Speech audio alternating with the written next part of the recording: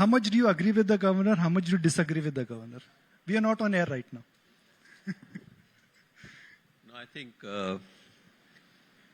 governor has been very, very analytical, and I would say that he has been reading the trends very well. So I tend to agree with him almost fully. Mr. Chadwal just made a point that while governor's job is to ensure that the match is played with rules and regulation, the real wicket keeper of the economy is the SBI. As India's largest PSU bank, what is your understanding of where growth is headed? What is your understanding of where the credit offtake and the retail balance sheet is headed? Can you give us the big picture? Yeah. The way I look at it is, of course, what Governor mentioned in terms of the GDP growth rate, we tend to more or less agree. Rather, we have got little more optimistic growth trends, which we have in our own internal assessments. And based upon that, we are quite hopeful that we should be in a position to maintain our growth trajectory, which we have demonstrated even in the last year. So which means that around 15 to 16% kind of a growth.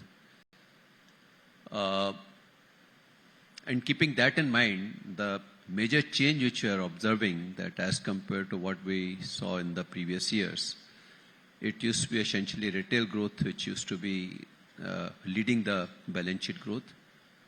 Now we have started seeing good trends even in SME space. And even for that matter, what Governor mentioned in terms of the private investment being seen on the ground, that is the reality, and that is the reason why we have a decent pipeline in terms of the corporate credit also. So I think the year which we see will witness growth, retail, corporate, SME, and even in, for that matter, agriculture sector also. So perhaps I would say that this is going to be one of the best possible year as far as the economic growth of the economy is concerned. And you think the credit cycle of mid-teens or between 15 to 17% could last despite a high base effect for next 3 years at least? Well, of course, I think the way things are emerging, I always say that the growth is a function of how the GDP or the macro will look like. And our expectation is that the macro growth should be somewhere in the range of 7.5 to about 8. And if at all that is the kind of a situation, I think around 14-15% kind of a growth should be a reality. And you can grow without the stress of NPAs, because the hallmark for SBI in last 2 years has been strong growth, low NPAs, no capital raise. Will this template continue? Well, of course, that is attributed to partly to the ecosystem which has taken roots in the economy, partly also to the responsible borrowing. And part of it is the effective control mechanism, thanks to the structured, unstructured data which is available, which helps us in identifying the red flags in good time and initiate the recovery actions in good time.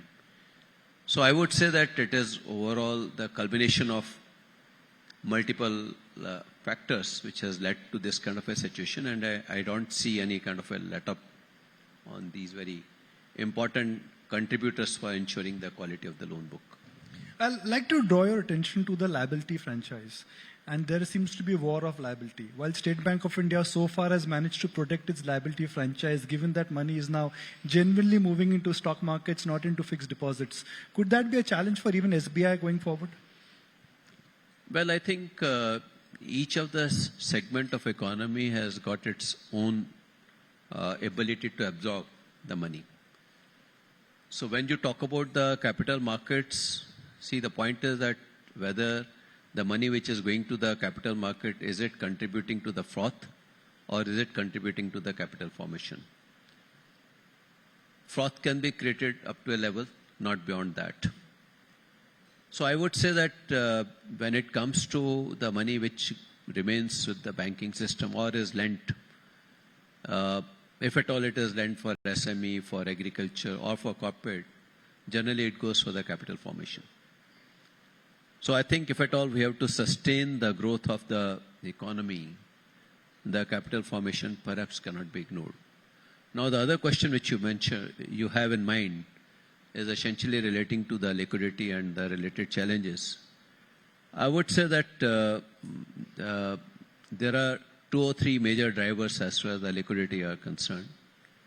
One among them is government is one of the major contributor in terms of the liquidity, the kind of spending which they do. We have seen that there was a point of time when the spending was hardly any, and which of course have shown up in terms of the fiscal numbers also.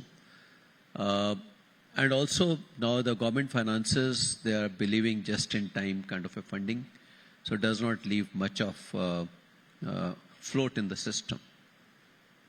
Thus, the second source of liquidity could be RBI. Here also the focus is more in terms of managing inflation and ensuring that there is adequate liquidity in the system. Not excess, not short, adequate liquidity in the system. So I think these are the facts which we'll have to acknowledge. And I rather perceive it in the sense that when the economy moves from developing to the developed state, there cannot be an excess liquidity situation either. Whether the government contributes or the central bank contributes, there cannot be excess liquidity situation. So I think given that, it's a reality. So perhaps allocation of the liquidity between stock market, financial markets and the banking system will take its course. So that's how I look at it. But yes, of course, ability to source deposits across the geography by offering multiple products will perhaps be the differentiator. Mr. Khara, I must compliment you for what you've done in terms of changing the entire culture at SBI, and especially in terms of one particular financial number which seems to be standing out is your ROA. I mean, who would have thought that State Bank of India would be anywhere close to 1%? It is now not the 1%. So on the ROA front, do you think large part of the heavy lifting is done? Can ROAs continue to move higher, or they will stabilize now? My effort is to continue to improve it. Do you think you can go close to 2%? At least in the near future, my target is to take it to 1.10. And of course, last quarter we were actually at 1.26, but for the year as a whole, we were at 1.04. So aim and ambition is to take it to 1.10, at least for a year. And of course, we'll keep on improving the numbers as we reach them. Wow.